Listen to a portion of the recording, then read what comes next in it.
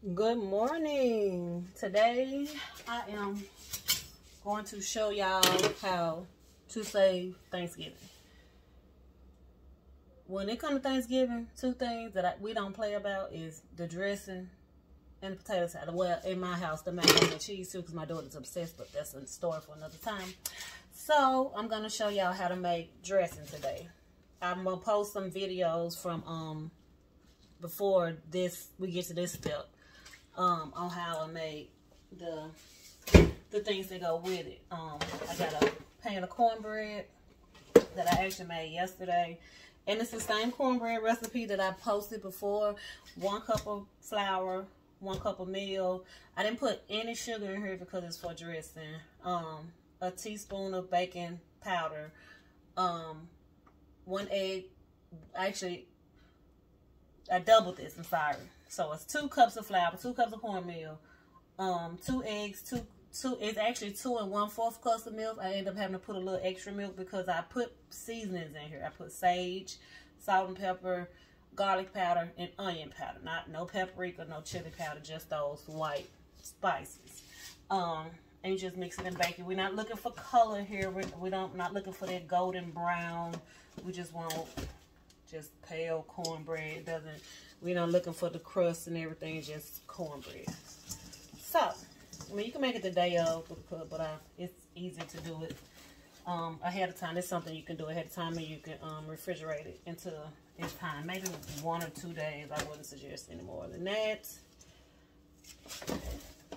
But you just take it, and if I wasn't doing this video, everything would be done in that pan, but I'm doing this so y'all can see it a little better.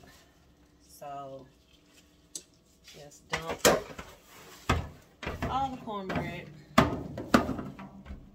in the bowl. And then here I have 1 bell pepper, 1 onion, 2 stalks of celery, and then I put the same seasoning, some sage. I don't know if I mentioned I put sage in here too. I love sage in my dressing. But sage, onion powder, garlic powder, salt and pepper. And that's it with chicken stock. You know, I use my chicken bouillon, but you can use the cans or the carton of chicken stock or whatever. And I sauteed the vegetables with the salt and pepper and all the seasonings. And I just boiled it until it reduced. You don't know if you can see how it reduced down. Maybe like a 1/2 inch. And you always want to taste your liquid to make sure it's good. Make sure it's not too salty, because of course if it's too salty and you add it to it, then there's nothing you can do but start over. So that's good.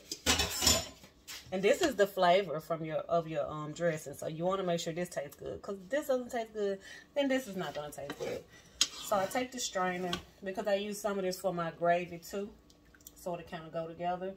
But I take my strainer and I strain most of the vegetables out. If I was doing a turkey, those extra little pieces that come in the turkey, I would have thrown those in there too. But I'm doing a handful of an order today, so no turkey parts today. But it just adds a little more flavor. Sometimes you can kind of pull that meat off that bone, because it's like a neck. So sometimes you can, you pull that meat off that bone and throw it in. And shred it up in your dressing, and it's good.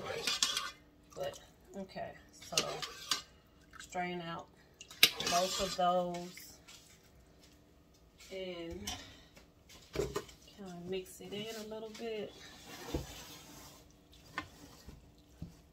And then I have cream of mushroom soup.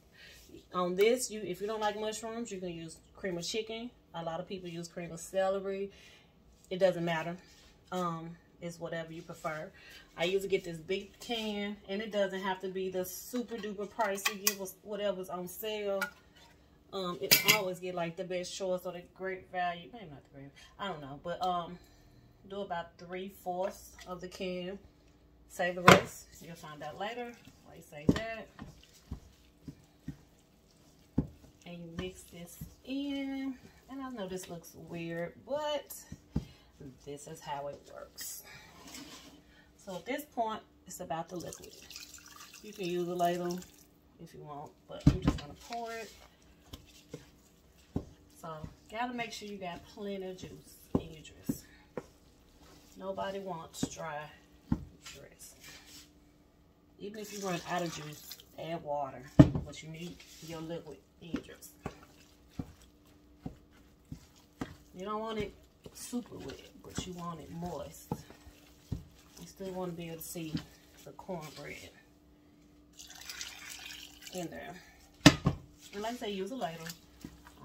This is just what I do because I've done this a lot. So, okay. You want huge lumps. Once you get in there, those lumps are not going anywhere. So you want it to look like this. Like this. You can add a little more liquid if you want, but where it kind of comes out the spoon, I'll add a little bit more. Okay.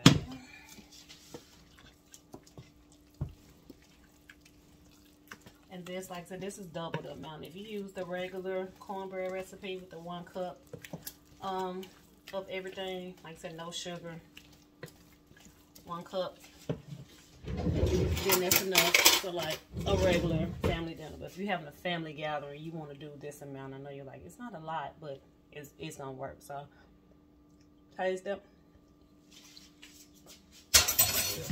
I'm gonna add a little more sage because I like sage in my dressing. It's not for everybody, but I like sage. My mama, not my mama, somebody know dressing used to be green. Cause they add, I guess, because they add so much sage, dressing should not be green. But if your dressing is green at your house and you like it, hey, do your thing, boo. So, get to this point. I've been kind of dragging because we want to add 4 eggs. And I'm gonna, ooh, just put a hole in my lid. Okay, I'm giving a little stir. Add them just so we're going to have eggs, clumps of egg in there.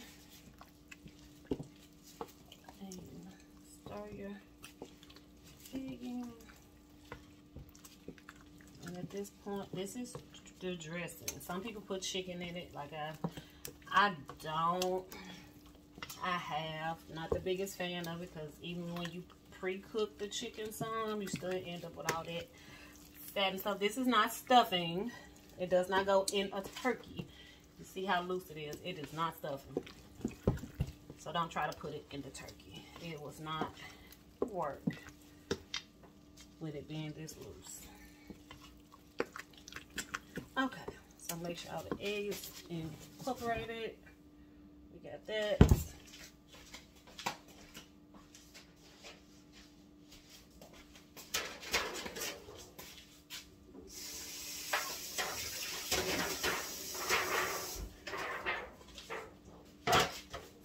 I got 2 half pans. If it was for the house for Thanksgiving, I would put it in 1 big pan, but this is for an order. So I'm just gonna put half in one and half in the other. And you notice my move gown. If your dressing is not made by somebody in a move gown, it might not be that good. Something about that move gown. They'll just make Thanksgiving. They just make everything hit on Thanksgiving. If you show up and they still in that moo gown, it's gonna make everything taste that much better. Especially if it's like your mama or your grandmama. Maybe an auntie. But yeah, okay. So get that in there. And it should be, is that pretty loose? I got 2 pans. And you're gonna bake this at 400 degrees for about 40-45 minutes until it's set. It'll brown a little bit, but it's gonna be solid and kind of start to crack. Don't worry, it's supposed to do that. But just bake it and kind of come every now and then and kind of push the center and check it, because you don't want it wet. You don't want it. It should all be set when it's done. That means all the egg is cooked out and it's all good. So you push the middle of it when it's done, but we'll come back and I'll show you when it's done. But we got the 2 pans. See how jiggly it is? Yes. So we'll be back.